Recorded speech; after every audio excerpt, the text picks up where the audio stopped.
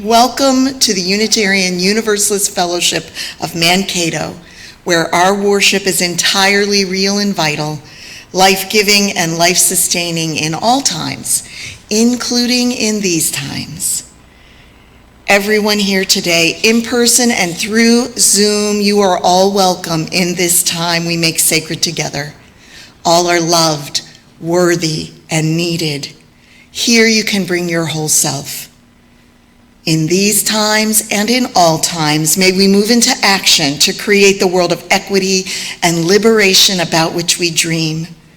May we hold reverently and tenderly this one life, the here and now of which we are certain.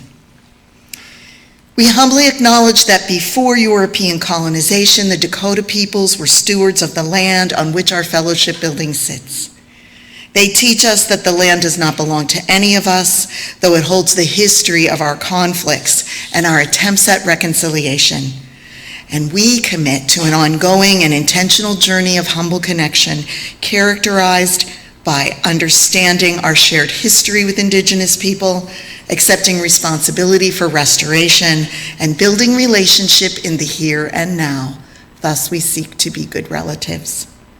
I'm the Reverend Rita Capizzi, humbled and honored to serve the holy as minister of this congregation. Sunday morning is a team effort. Thanks to greeters Bob and Gail Finley. Thanks to worship associate Diane Langland. Thanks to our tech squad, Jeff Lowry and Todd Schweim. Everybody was sort of coming in under difficult conditions today. And you'll notice I didn't say Cat Clements, which means they're all volunteers in the tech booth. So let's be very nice to them.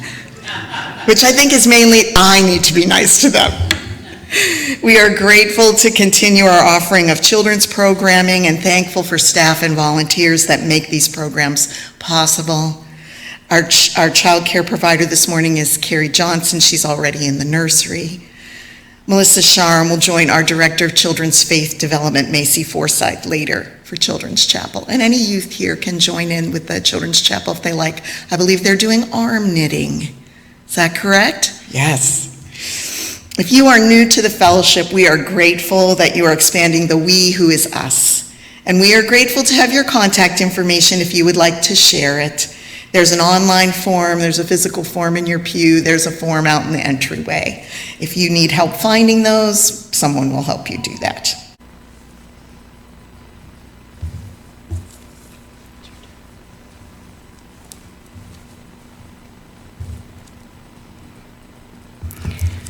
Together, let us kindle a flame symbolizing our co-creation of sacred space at home and in this place made sacred by years of love. As you do so, those of you on Zoom, please write in the chat that a chalice is lit on your street.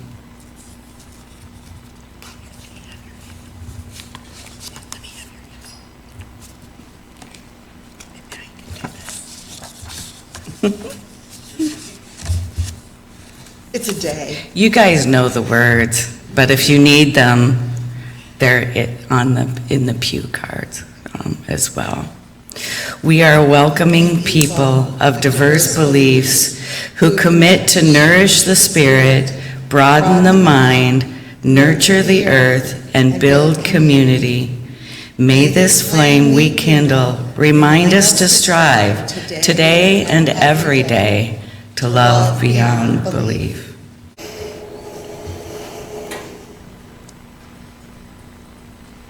So that old saying goes, March comes in like a lion and goes out like a lamb. I wouldn't call the weather exactly lionish this week, but my feelings have certainly been turbulent, anxious even, as when I arrived here in August 2018 and learned from Linda Gansky what those first Wednesday of the month tornado warning sirens were. Nobody told me there were tornadoes in Minnesota. Lion-like, feelings turbulent, anxious even, as when I encountered my first Minnesota thunderstorm, which sounded to me like it was taking place inside of a steel drum. I like steel drums, but still, that's an unnerving sound even now.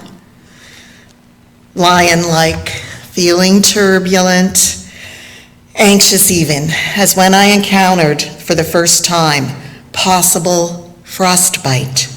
Digging bare fingers into the snow and ice on the sign down at Reconciliation Park so I could see the bottom of the prayer printed there.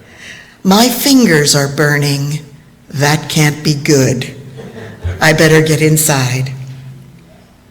Lion-like, turbulent, even anxious feelings. They go well with our Soul Matters theme for the month, vulnerability. We often feel vulnerable, even exposed and betrayed when major change takes place. Change makes us vulnerable. I know this well as I announce to you, with feelings bittersweet, that I will resign as your minister at the end of this program year, June 30th, 2023. Family circumstances call me back east. Jeff and I will return to Buffalo, New York, where we will live close to our daughter. Living back east will make it easier to help my mother and support my sister in Pittsburgh, Pennsylvania, both of whom have become widows since 2020. I am simply not able to make care for my mother work and respite for my sister work at such a long distance. My decision has been difficult, and I reached it through much personal discernment and long conversations with colleagues and friends. I feel some easing of my burden in letting all of you know, and I know it's not a burden you necessarily wish to carry, but now we're going to do it together. I am here. And I am here to encourage you to embrace the feelings of vulnerability that come with this announcement. In the words of Reverend Megan Foley, I'm beginning to realize that my big emotions, anger, intolerance, crankiness, the list goes on, they have their root in my feeling vulnerable. So I've been practicing feeling the vulnerability rather than the secondary feeling. If I'm able to say, I'm feeling vulnerable, rather than say, you're making me mad, there's room for connection and for healing. I hope we can embrace this as a truth and learn our way through it. And I believe we can. I have faith that we can, because we have done it before. We all remember when the pandemic upended our lives and comfortable routines. Some of us here remember those moments when we had to stop in-person gatherings and grow accustomed to Zoom for all meetings and all worship. I remember thinking that I would never be able to minister to nothing but a little white dot of a camera through which I could not connect to anyone. As a super extrovert, I felt deeply vulnerable being so alone without the physical company of the congregation. And yet life is like this sometimes. Everything that seems permanent is impermanent and will be smashed. Experience will gradually, or not so gradually, strip away everything that it can strip away. And when change comes, as it always does, leaning into vulnerability can enable a new path to break through, so that new learning can emerge, and so that the foundations we already have can once more be revealed.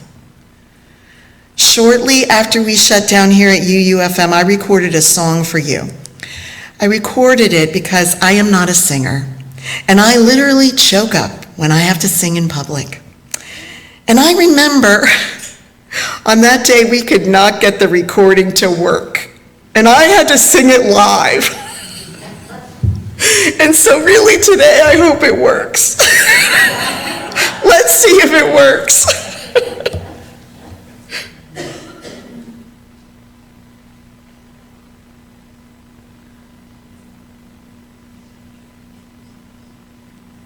Is it going to work? Please.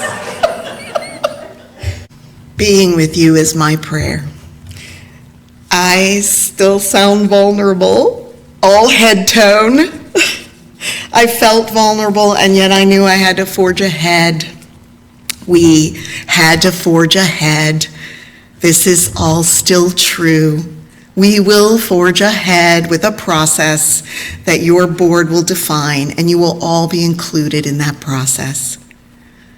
Life is like this sometimes. The question is not whether we will get lost in life, but rather how we will move through it in faith.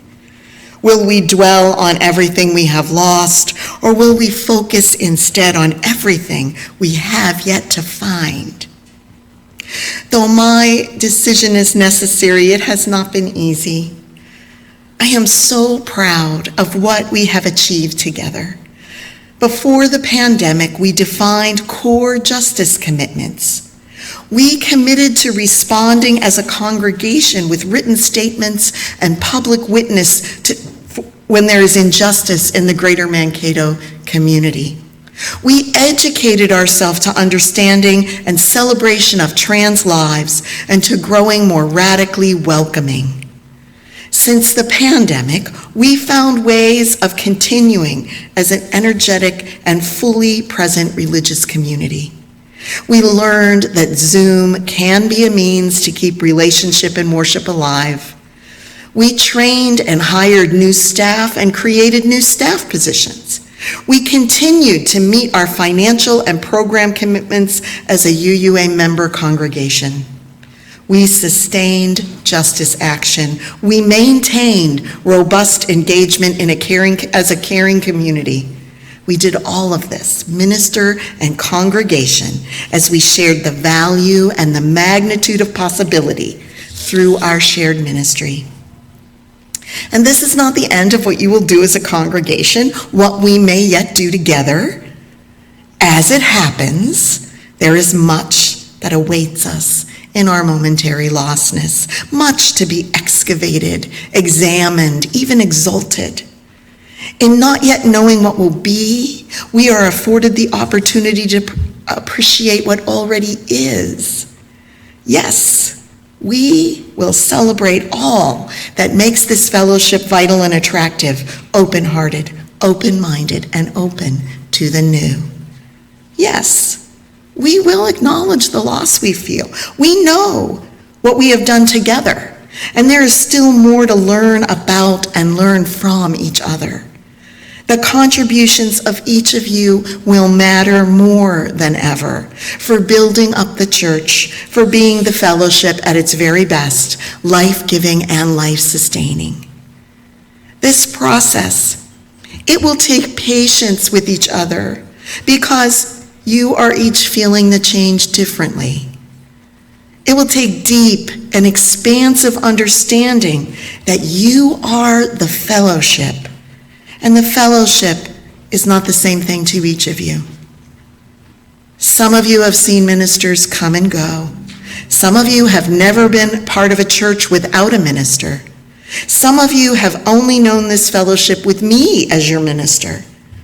You are all in different places with this change, and now is the time to share those stories deliberately and wholeheartedly, to listen and respect the differences, to use the differences as a way forward. We will all be required to share openly, to listen deeply, to acknowledge the differences gracefully, to respect those differences gratefully. It is from that range of understanding and experience that this congregation will go stronger still. Remember, when lost, perhaps the greatest question of our faith asks of us this: how will we be found? Once the time is ripe, the stars align and new ways begin to open, will we be ready to embrace the mystery anew? Will we choose to trust anew, to risk anew, to hope anew? Will we allow ourselves to yet again be drawn in, swept up, taken over by that magic that makes life worth living? I have faith that you will answer yes. Ministering with you in this fellowship has made me the minister I am. I mean, I was new, even though I'm old. You installed me, making a profound commitment to shared ministry with your first full-time called minister. Your vitality and support helped me to practice my skills and learn new ones so that I could move from preliminary to full fellowship with the Unitarian Universalist Association. I do not know exactly what ministry may unfold for me, whether in a community setting, a church, or a chaplaincy, but I have faith that my ministry, the ministry that you helped me grow into, my ministry has a future because of you. I have faith, and I await its emergence. UUFM will have the full support of the UUA to find the best path forward. The process involves congregational self-awareness of the blessing that you are, to know the blessing that you are, to speak it, to share it, to remember it, and to use it to move forward. It has been a joy to serve the fellowship. This is a religious community that spreads generosity in the greater Mankato community. This is a religious community that engages in expanding your spirits through deeper spiritual awareness and learning. This is a religious community who treats your staff kindly and respectfully. Don't discount that. And compensates equitably. You can be sure that I will spread the good news of UUFM far and wide, among ministers and within the denomination.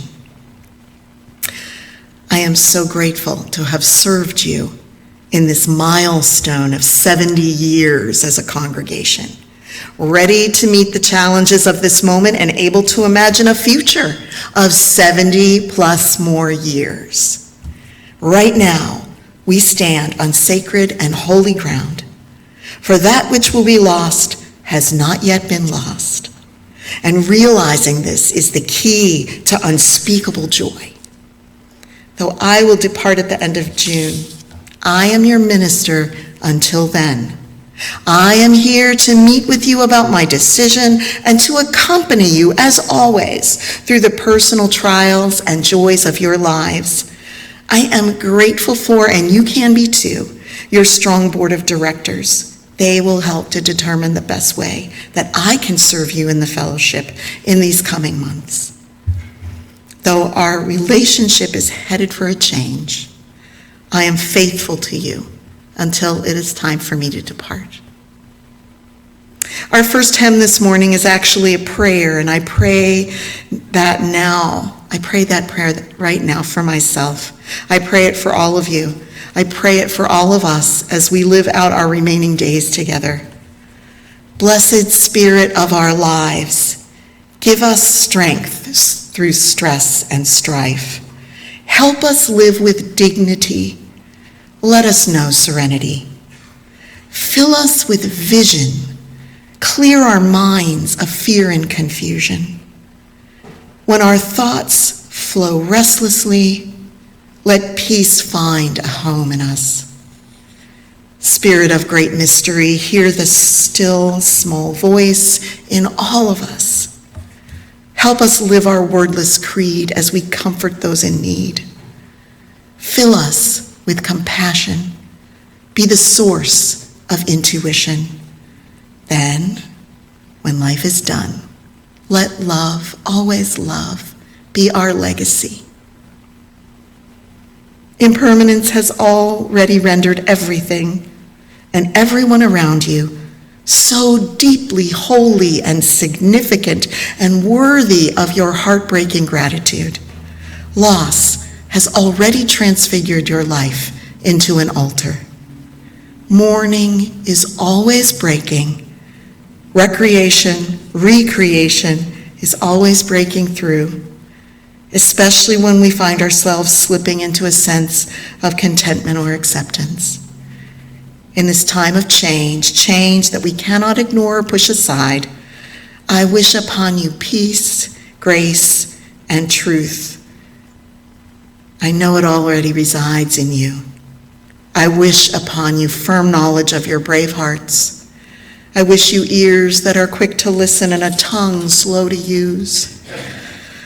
I hope you continue to know both joy and pain, how closely they are woven. But most of all, I wish upon you love, the love that invites and includes, the love that enables vulnerability to break through to something new, a new good path. Love that holds you accountable to high aspirations for justice, a love generative and creative that nurtures and nourishes you in all the days of your living. May you remember all of this today and every day, as you remember also that you are loved, you are worthy, you are welcome, you are needed. May you feel it so. May it be so. And may we say together, amen. As we conclude our time of worship this morning, let us make a promise that we will remain committed to sustained and robust relationship with each other, to the vision of our faith community, to the values of Unitarian Universalism, and to the interdependent web holding us all. As Diane extinguishes the sanctuary chalice, please extinguish your chalice at home and say the words with me which are on your pew card. We extinguish this flame, but not the light of truth, the warmth of commitment, or I don't know the words. Here, until we are together again.